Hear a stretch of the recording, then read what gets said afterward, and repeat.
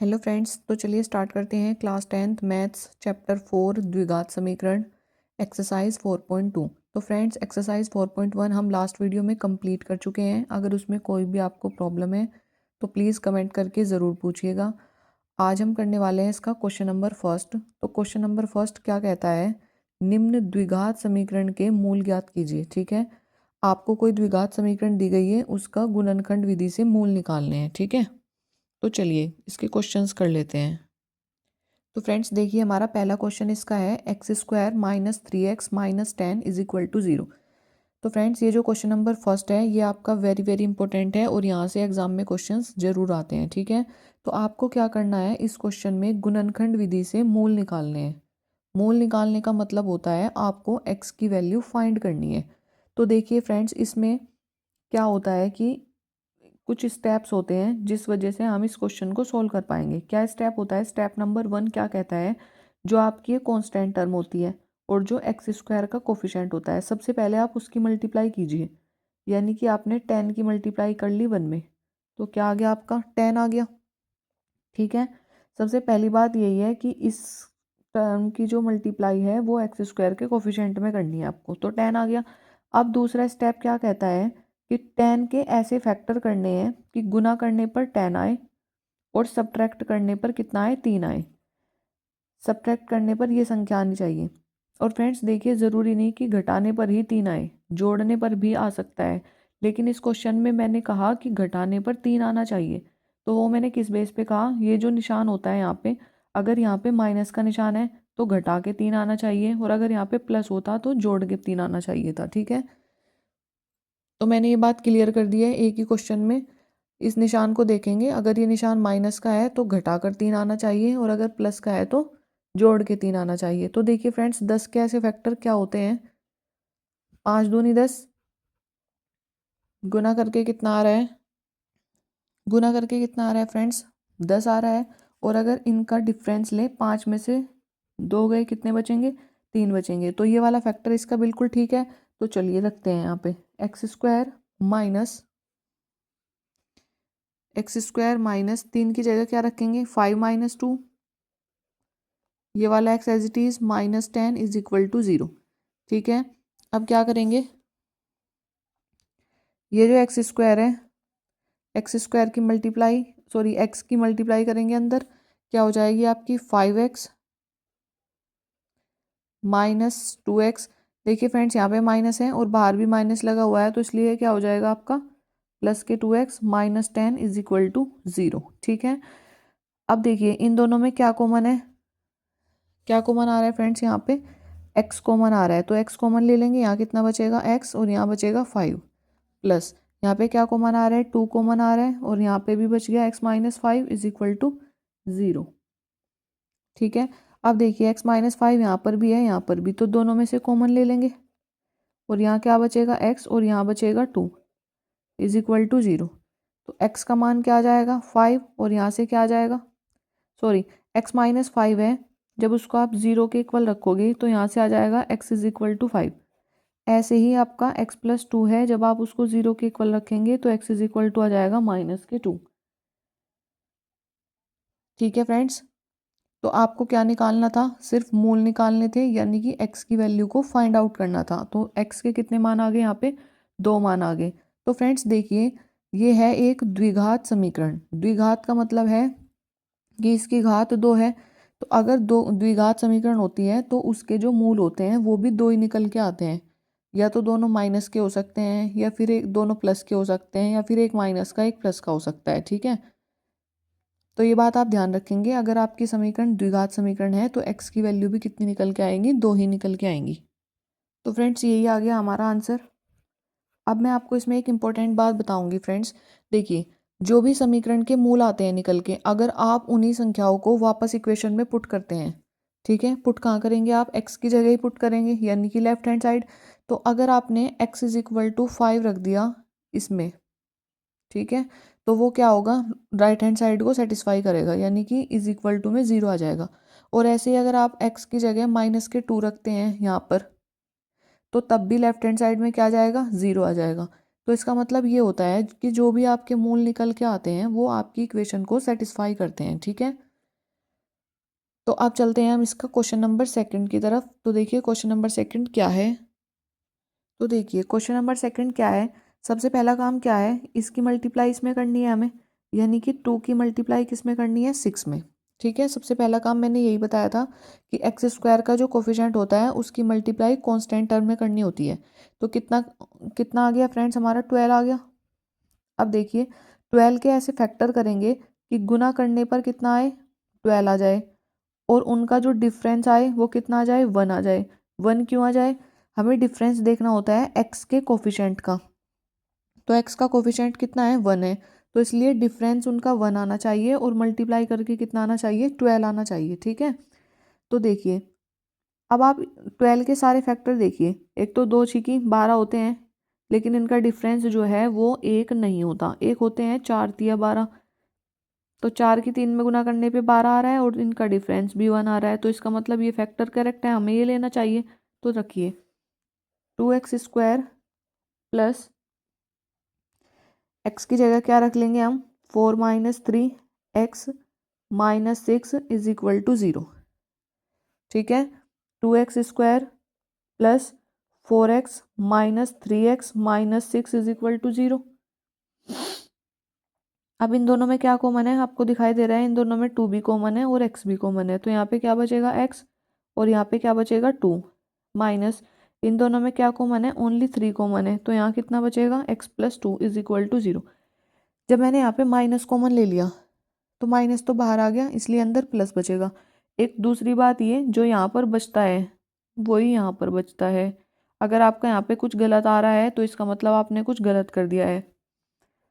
x + 2 और 2x - 3 is equal to 0, ठीक है। अब आपको मूल निकालने हैं, तो यानी कि x + 2 को 0 के इक्वल रखेंगे, जो कितना आ जाएगा, x बराबर -2। ऐसे ही 2x - 3 को 0 के इक्वल रखेंगे, तो 2x इज इक्वल टू 3, यानी कि x इज इक्वल टू 3/2 आ गया, ठीक है फ्रेंड्स। तो आपने इस क्वेश्चन को भी कितनी इजीली सॉल्व कर लिया है फ्रेंड्स। ये वाली एक्सरसाइज मोस्ट इंपॉर्टेंट है, यहाँ से एग्जाम में क्वेश्चंस जरूर पूछे जाते हैं। तो चलिए अब करते हैं इसका क्वेश्चन नंबर थर्ड। तो देखिए थर्ड पार्ट क्या है। देखिए फ्रेंड्स जो थर्ड पार्ट है वो इसका ये है, √2x² + 7x + 5√2 is equal to 0, ठीक है। तो सबसे पहला काम क्या है आपका, ये जो 5√2 है इसकी मल्टीप्लाई किस में करनी है, √2 में, यही तो काम है। 5√2 की मल्टीप्लाई √2 में करनी है, तो कितना आ जाएगा, जब √2 की मल्टीप्लाई √2 में करेंगे तो आएगा 2, और 5 2 जा कितना होता है 10, ठीक है। तो चलिए रख दीजिए √2x² प्लस 7 की जगह क्या रखेंगे, देखिए 10 के ऐसे फैक्टर कि मल्टीप्लाई करने पर 10 आए और उनको प्लस करने पर कितना आ जाए 7, तो 5 × 2, ठीक है। तो रखिए 5 + 2x + 5√2 इज इक्वल टू 0, ठीक है फ्रेंड्स। देखिए ये आ गया √2x² plus 5x plus 2x plus 5√2 is equal to 0, ठीक है। तो अब यहाँ से आप क्या कॉमन ले सकते हैं, यहाँ से सिर्फ x कॉमन ले सकते हैं, तो यहाँ क्या बचेगा, √2x + 5, और यहाँ से क्या कॉमन ले सकते हैं, दोनों में से √2 ले सकते हैं, क्योंकि √2 छोटा है। इस वाले 2 को आप क्या लिख सकते हो, √2 × √2 भी लिख सकते हो।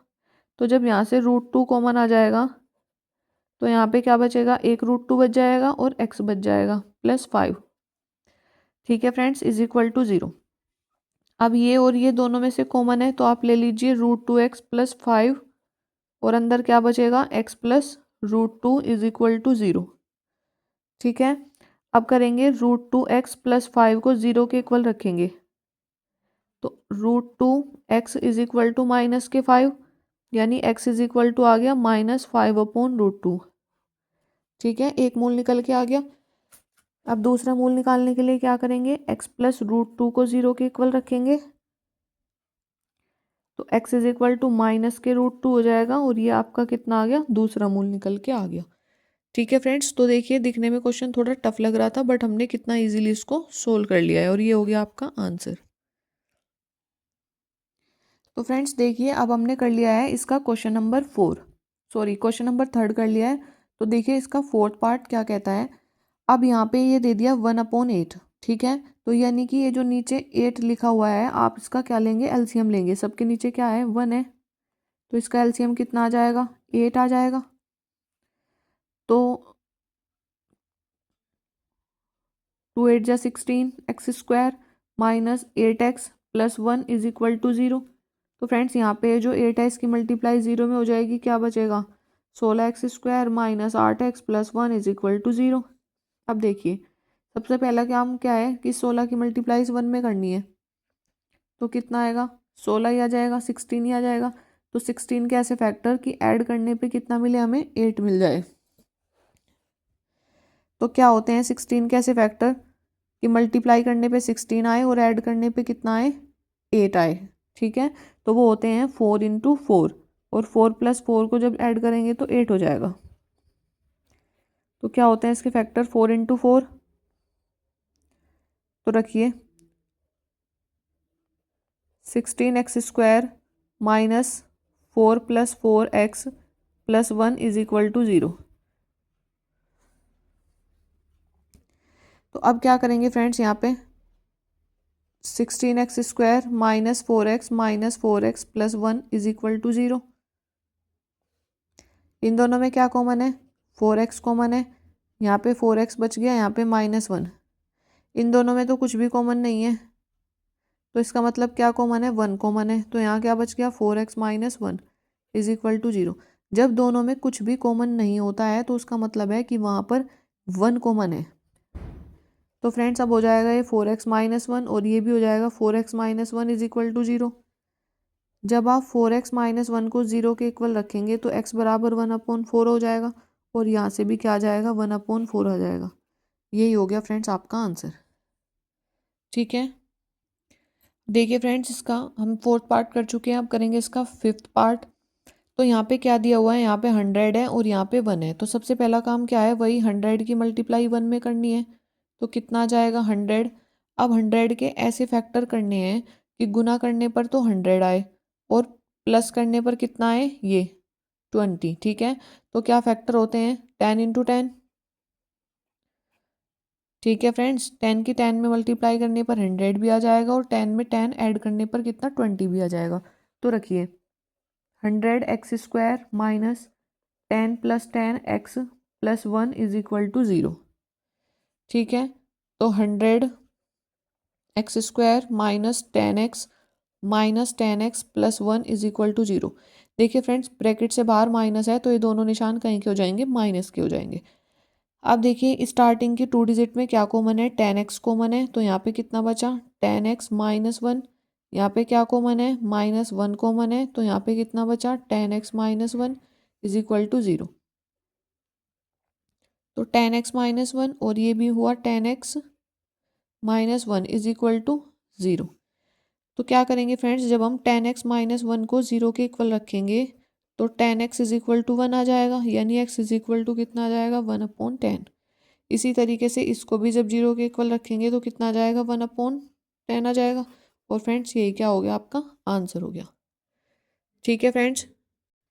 तो फ्रेंड्स अब हम करते हैं इसका question number 3। Friends question number 2 जो है इसका एग्जाम्पल्स में से है, वो आप खुद करिएगा, वो आपका होमवर्क है। अगर आपकी समझ में नहीं आता है तो प्लीज़ कमेंट करके पूछ लीजिए, ठीक है। आप करते हैं क्वेश्चन नंबर 3। तो देखिए क्वेश्चन नंबर 3 क्या कहता है, ऐसी दो संख्याएं ज्ञात कीजिए जिनका योग 27 और गुणनफल 182 हो, ठीक है। तो हम क्या करेंगे, हम संख्याओं को लेट कर लेंगे। तो चलिए इसके हल में क्या करना है, माना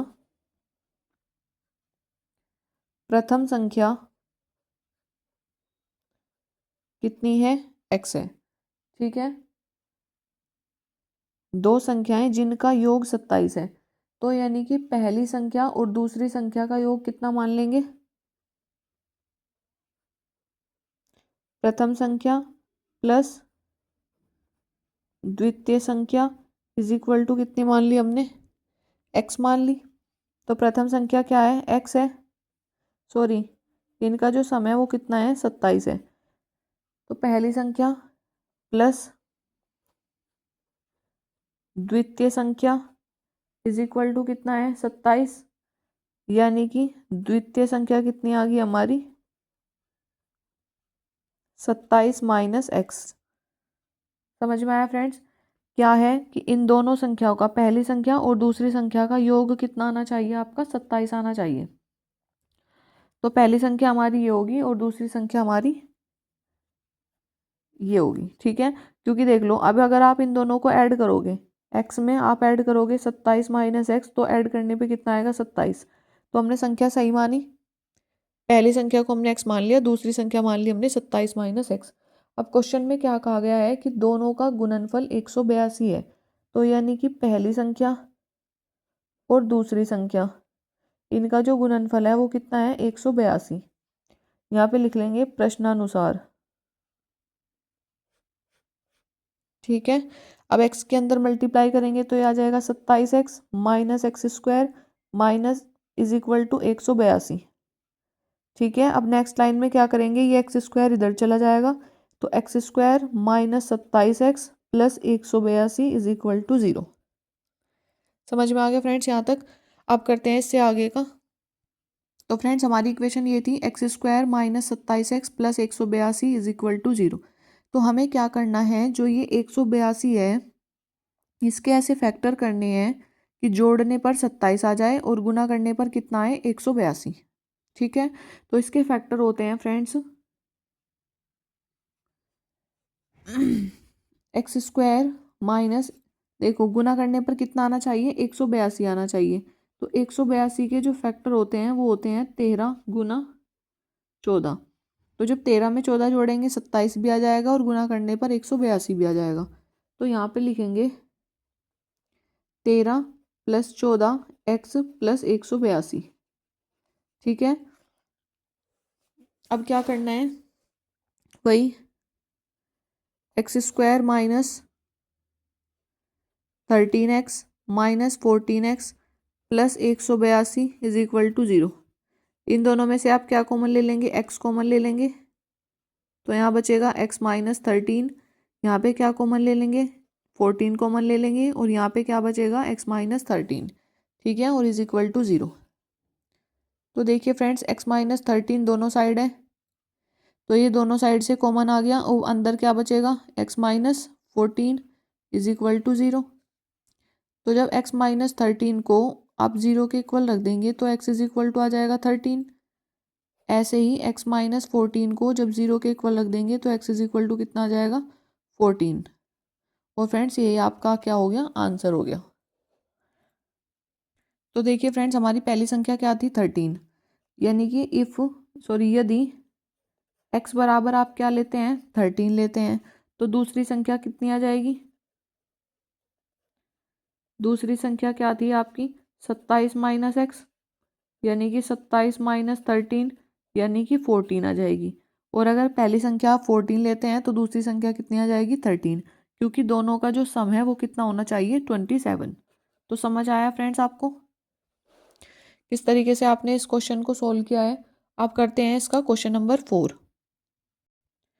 तो फ्रेंड्स देखिए क्वेश्चन नंबर 4 क्या कहता है, दो क्रमागत धनात्मक पूर्णांक ज्ञात कीजिए जिनके वर्गों का योग 365 है, ठीक है।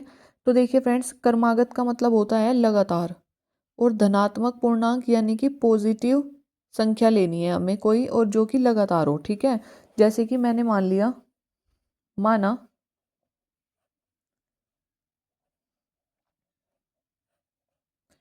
क्रमागत धनात्मक पूर्णांक जो है हमारे वो x और x प्लस 1 है, ठीक है। हमने मान लिया एक x है और दूसरा क्या है x प्लस 1 है।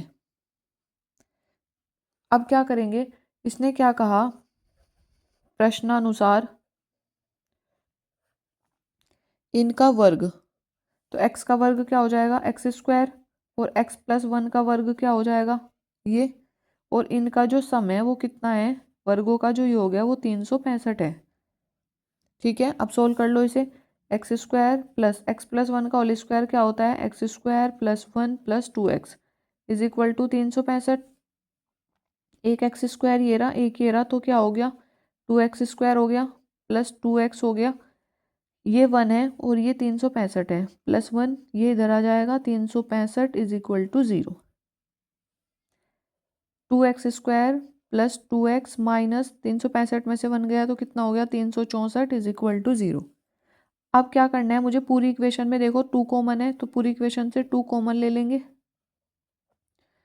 2 1 जा 2, 2 8 जा 16, 2 2 जा 4 इज इक्वल टू 0। ठीक है, यहाँ पे भी क्या बन गया 182, ऊपर भी 182 था, वहाँ पे जोड़ के 27 आना था, यहाँ पे घटा के क्या आना है 1 आना है। तो फैक्टर वही ले लेते हैं। अब क्या 14 माइनस 13 कर देंगे, मल्टीप्लाई करने पे ही आ रहा है और 14 में से 13 जाके 1 आ रहा है। तो x² plus 14x minus 13x minus 182 is equal to 0। तो फ्रेंड्स इन दोनों में क्या कॉमन है x, तो यहाँ लिखेंगे x प्लस 14। इन दोनों में क्या कॉमन है 13, तो यहाँ लिखेंगे x plus 14 is equal to 0। तो x प्लस 14 और x minus 13 is equal to 0। तो फ्रेंड्स जब हम x प्लस 14 को 0 के इक्वल रखेंगे तो क्या आएगा आपका x is equal to minus के 14, और जब x माइनस 13 को 0 के इक्वल रखेंगे तो क्या आएगा x इज इक्वल टू 13, और ये क्या हो गया आपका आंसर आ गया। तो देखिए फ्रेंड्स कितनी इजीली हमने इसको सोल्व कर लिया है। बस आपको ये पता होना चाहिए कि आप धनात्मक पूर्णांक को क्या मानते हैं। तो सबसे आसान जो है आपको ये है x और x प्लस 1 मानना है, जिससे कि आप इस क्वेश्चन को अपना इजीली सोल्व कर पाएंगे। ठीक है, तो फ्रेंड्स देखिए क्वेश्चन नंबर 5 क्या कहता है, एक समकोण त्रिभुज की ऊंचाई इसके आधार से 7 सेंटीमीटर कम है। तो सबसे पहले क्या करेंगे, आपने जितना क्वेश्चन पढ़ा आप उसको एक डायग्राम में फिट कर लीजिए। समकोण त्रिभुज कैसा होता है फ्रेंड्स, ऐसा ही तो होता है। समकोण का मतलब 90 डिग्री का जो त्रिभुज होता है उसको समकोण कहते हैं, है ना। तो इसने क्या कहा, समकोण त्रिभुज की ऊंचाई उसके आधार से 7 सेंटीमीटर कम है। अगर आप उसका आधार x मानते हैं तो ऊंचाई को क्या मानना पड़ेगा, इससे 7 कम मानना पड़ेगा। और यदि कर्ण 13 सेंटीमीटर है, जो कर्ण है वो कितना दे दिया 13 सेंटीमीटर, तो अन्य दो भुजाएं ज्ञात कीजिए। ठीक है, तो आपको क्या निकालना है, यह वाली भुजा और ये वाली भुजा निकालनी है। तो फ्रेंड्स आपको पता है एक पाइथागोरस प्रमेय होती है, तो लिखेंगे पाइथागोरस प्रमेय से।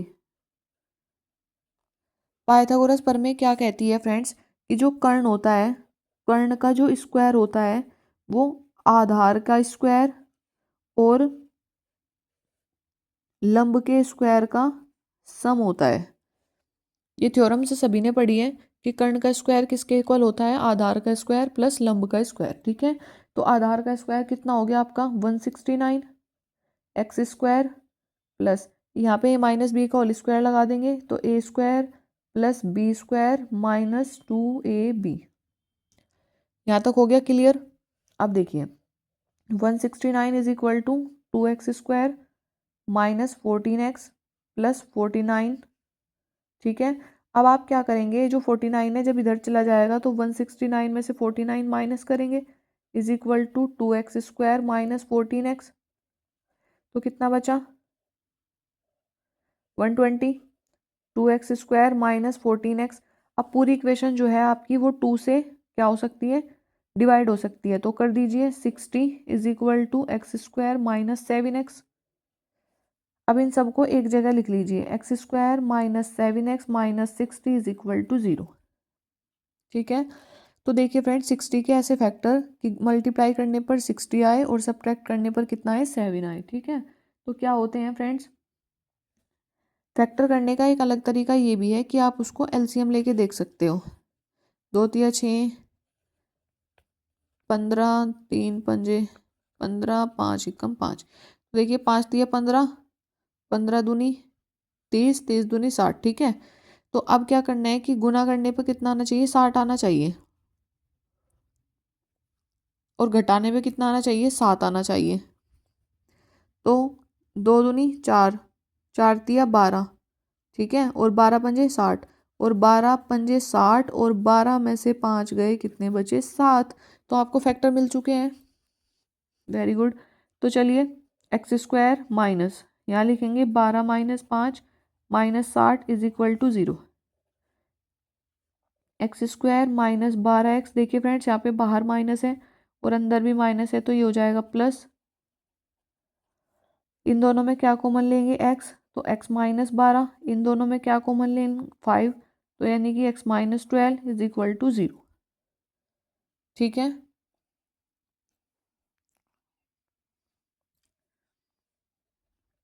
तो देखिए x माइनस 12 यहाँ भी है, यहाँ भी है, तो दोनों में से x माइनस 12 कॉमन आ जाएगा, अंदर क्या बचेगा x plus 5 is equal to 0। तो फ्रेंड्स जब आप x माइनस 12 को 0 के इक्वल रखेंगे तो x इज इक्वल टू कितना आ जाएगा 12, और x प्लस 5 को 0 के इक्वल रखेंगे तो x इज इक्वल टू कितना आ जाएगा माइनस के 5। ठीक है, और ये हो गया आपका आंसर, यहाँ पे आपका आंसर आ गया। लेकिन अब देखिए अगर x आपने 12 माना, आपको अन्य दो भुजा निकालनी है ना, तो यानी अगर आप x को 12 लेते हैं तो 12 माइनस 7 ये हो जाता है 5 और ये 13। ठीक है, तो आप अन्य दो भुजा आराम से निकाल सकते हैं। तो फ्रेंड्स मैं समझती हूँ आज आपको ये वीडियो अच्छी लगी होगी, क्योंकि आपने सारे ही क्वेश्चन बहुत ही इजीली तरीके से सोल्व कर लिए हैं। अब इसमें आपका सिर्फ एक क्वेश्चन बचा है, क्वेश्चन नंबर 6। ठीक है, वो आपका होमवर्क है। अगर आपको क्वेश्चन समझ में नहीं आता है तो प्लीज़ कमेंट करके ज़रूर पूछिएगा, और अगर आपको ये वीडियो अच्छी लगी तो please like share and subscribe my channel. Thank you friends.